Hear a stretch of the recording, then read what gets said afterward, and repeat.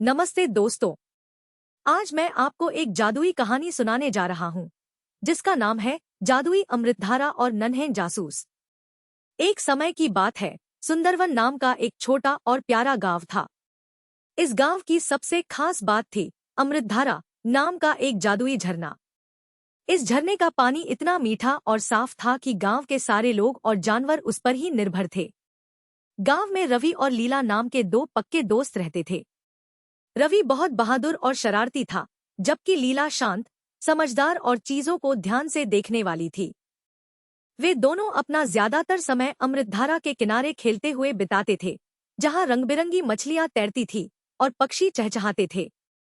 गांव के लोग भी बहुत खुश थे, क्योंकि अमृतधारा उनके खेतों को सींचती थी और उनके जीवन में खुशियां भरती थी। एक दिन सुबह, जब रवि और लीला हमेशा की तरह झरने के पास पहुंचे, तो वे हैरान रह गए। अमृतधारा का पानी बहुत कम हो गया था और अब वह केवल एक पतली सी धार में बह रहा था। मछलियां उदास थी और पक्षियों की चहचहाहट भी मंद पड़ गई थी। यह देखकर गांव के सभी लोग चिंता में पड़ गए। उनके खेत सूखने लगे थे और जानवरों को पानी मिलना मुश्किल हो गया था। रवि और लीला भी बहुत दुखी हुए। लीला ने उदास होकर कहा, रवि, अगर अमृतधारा ऐसे ही सूख गई तो हमारे गांव का क्या होगा? रवि ने हिम्मत नहीं हारी। उसने अपनी मुट्ठी भींचकर कहा, लीला, हम इसे सूखने नहीं देंगे। हमें कुछ करना होगा। रवि और लीला को याद आया कि गांव के बाहर एक बहुत पुराना और विशाल बरगद का पेड़ है, जिसे सब बरगद बाबा कहते थे। लोग कहते थे कि बरगद बाबा बहुत ज्ञानी हैं और वे जंगल के सभी रहस्यों को जानते हैं। रवि और लीला तुरंत बरगद बाबा के पास पहुंचे। बरगद बाबा की मोटी मोटी जड़ें दूर दूर तक फैली हुई थी और उनकी टहनियां आसमान को छू रही थी। उन्होंने बरगद बाबा को अमृतधारा के सूखने की बात बताई। बरगद बाबा ने अपनी पत्तियां हिलाईं और एक धीमी, गहरी आवाज में बोले, बच्चों, अमृतधारा का जीवन एक जादुई जलकमल से जुड़ा है। वह कमल वनदेवी की घाटी में अमृतधारा के स्रोत पर खिलता था, लेकिन अब वह मुरझा गया है। तुम्हें एक नया जीवंत जादुई जलकमल ढूंढकर वहीं लगाना होगा, तभी अमृतधारा फिर से बह पाएगी। तभी एक छोटी सी फुर्तीली गिलहरी पेड़ से नीचे कूदकर उनके पास आ गई। बरगद बाबा ने कहा, यह फुर्तीली गिलहरी तुम्हारी मदद करेगी। यह वनदेवी की घाटी का रास्ता जानती है। रवि, लीला और फुर्तीली गिलहरी ने अपनी रोमांचक यात्रा शुरू की।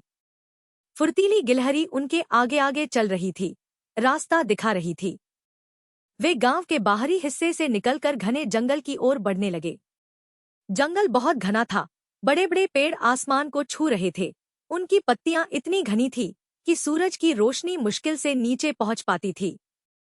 चारों तरफ अजीब सी शांति थी, बस पत्तियों के सरसराने और कुछ अनजाने पक्षियों की आवाजें सुनाई दे रही थी। रवि थोड़ा घबराया, लेकिन लीला ने उसका हाथ कसकर पकड़ लिया। डरो मत रवि, लीला ने कहा, हमें बरगद बाबा और अमृतधारा के लिए यह करना ही होगा। फुर्तीली गिलहरी उछलकूद करते हुए एक संकरे रास्ते की ओर इशारा कर रही थी। रास्ता पत्थरों और जंगली झाड़ियों से भरा था, जिससे चलना थोड़ा मुश्किल हो रहा था। लेकिन तीनों ने हार नहीं मानी और धीरे धीरे आगे बढ़ते गए। जंगल की हवा में एक अजीब सी खुशबू थी, जैसे मिट्टी और पत्तों की मिलीजुली महक। आगे चलते हुए उन्होंने देखा कि एक सूखी हुई नदी है और उसके पार एक छोटी सी झील है, जो पूरी तरह से कांटेदार बेलों से ढकी हुई थी। अरे बाप रे, रवि ने कहा, हम इसे कैसे पार करेंगे? ये तो बहुत नुकीले कांटे हैं। फुर्तीली गिलहरी ने चारों ओर देखा और फिर एक जगह रुककर चूचू करने लगी। लीला ने ध्यान से देखा और बोली, देखो रवि, यहाँ कुछ बेलें ऐसी हैं जिन पर कांटे कम हैं। शायद हम उन पर पैर रखकर धीरे धीरे जा सकते हैं। रवि ने एक मजबूत टहनी उठाई और उससे बेलों को परखा। वे काफी मजबूत लग रही थी। ठीक है लीला, रवि ने कहा, तुम मेरे पीछे पीछे आना। वे एक दूसरे का हाथ पकड़े बहुत सावधानी से कांटेदार बेलों के ऊपर से गुजरने लगे। यह किसी रस्सियों पर चलने जैसा था। एक गलत कदम और वे नीचे गिर सकते थे, लेकिन वे दोनों बहुत सतर्क थे। फुर्तीली गिलहरी किनारे से ही उछलकूद करती हुई उन्हें रास्ता दिखा रही थी। आखिरकार वे सुरक्षित रूप से दूसरी ओर पहुंच गए। उन्होंने देखा कि यह झील भी सूखी थी और यहाँ कोई जादुई कमल नहीं था। उन्हें और आगे जाना था। जैसे ही वे और अंदर बढ़े, उन्हें एक बहुत ही शरारती और चालाक बंदर मिला। वह एक पेड़ की डाल पर बैठा था और जोर जोर से हंस रहा था। उसने उनके रास्ते में एक पुराना लकड़ी का बोर्ड रख दिया था, जिस पर एक पहेली लिखी थी। हाँ हाँ हाँ, बंदर बोला, अगर तुम्हें आगे जाना है तो मेरी पहेली सुलझाओ या मुझे कुछ मीठा खाने को दो। रवि ने तुरंत अपनी जेब में हाथ डाला, लेकिन उसके पास कोई मीठी चीज नहीं थी। बंदर ने चिढ़ाना शुरू कर दिया। लीला ने बोर्ड पर लिखी पहेली पढ़ी, मैं ऊपर उड़ता हूँ लेकिन पंख नहीं, मैं रोता हूँ लेकिन आंखें नहीं, मैं जब आता हूँ तो सब भाग जाते हैं, बताओ मैं कौन हूँ। रवि ने अपना सिर खुजलाया, यह तो बहुत मुश्किल है। लीला ने थोड़ी देर सोचा, फिर उसकी आंखों में चमक आ गई। मुझे पता है, लीला चिल्लाई, यह धुआं है।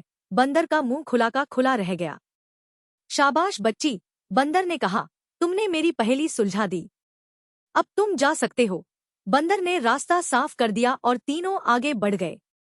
वे इस चुनौती को पार करके बहुत खुश थे। बंदर को पीछे छोड़कर तीनों एक गहरी, अंधेरी गुफा की ओर बढ़े। गुफा का मुंह बहुत बड़ा था और अंदर से ठंडी हवा आ रही थी।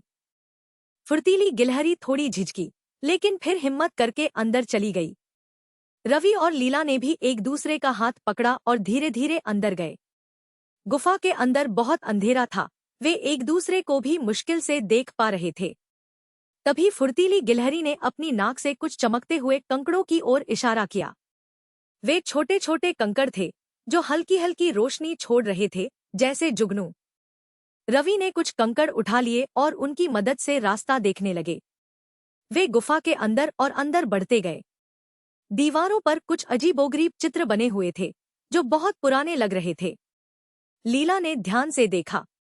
एक चित्र में एक बहुत ही सुंदर कमल का फूल बना था, जिसके नीचे एक झरना बह रहा था। उसके पास ही एक और चित्र था, जिसमें एक रास्ता दिखाया गया था जो गुफा से निकलकर एक घाटी की ओर जा रहा था। यह देखो रवि, लीला ने फुसफुसाते हुए कहा, यह जादुई जलकमल है और यह रास्ता वनदेवी की घाटी का है। उन्हें अब उम्मीद की किरण दिखाई दी। गुफा से बाहर निकलने पर वे एक अद्भुत जगह पर पहुंचे। यह एक छोटी, शांत और रहस्यमय झील थी, जो चारों ओर से ऊंचे पेड़ों और अजीबोगरीब फूलों से घिरी हुई थी। यही वनदेवी की घाटी थी। झील का पानी बिल्कुल शांत और चमकीला था, जैसे कोई दर्पण। झील के बीच में बहुत सारे कमल के फूल खिले हुए थे, लेकिन वे सभी सामान्य लग रहे थे।